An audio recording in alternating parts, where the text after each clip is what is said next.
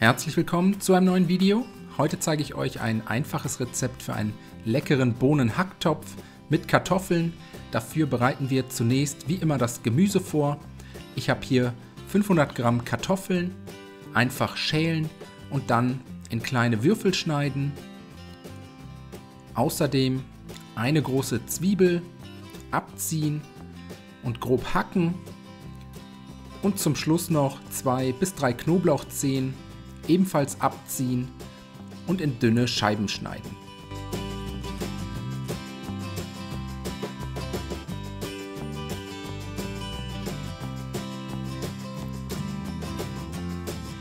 Wenn das erledigt ist, eine große Pfanne oder einen Topf mit einem guten Schuss Öl erhitzen, Zwiebeln und Knoblauch in die Pfanne geben und für 2 bis 3 Minuten bei mittlerer Hitze und gelegentlichem Wenden glasig anschwitzen.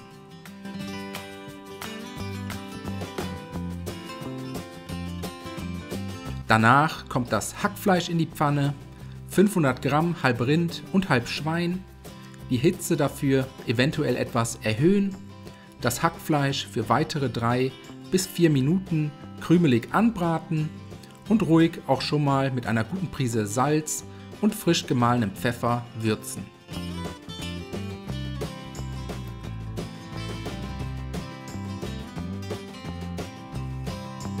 Als nächstes die Kartoffelwürfel in die Pfanne geben, alles einmal gut umrühren, kurz mit anbraten.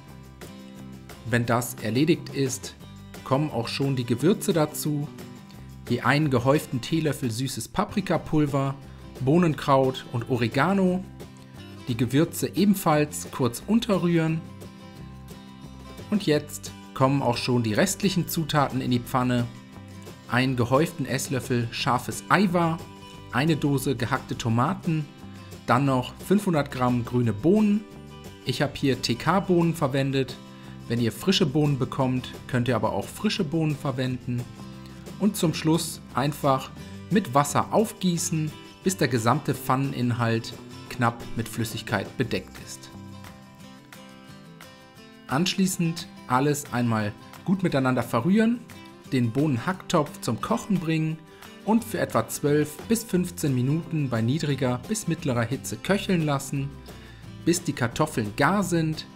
Zwischendurch am besten immer mal wieder umrühren und sobald die Kartoffeln gar sind, nochmals mit Salz und Pfeffer abschmecken und dann vom Herd ziehen und servieren.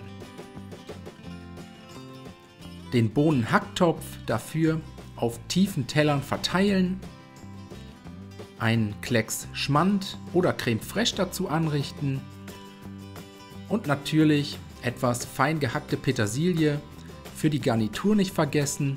Danach wünsche ich euch einen guten Appetit. Ich hoffe, euch hat das Video gefallen. Ich wünsche euch viel Spaß beim Nachkochen. Bis zum nächsten Mal.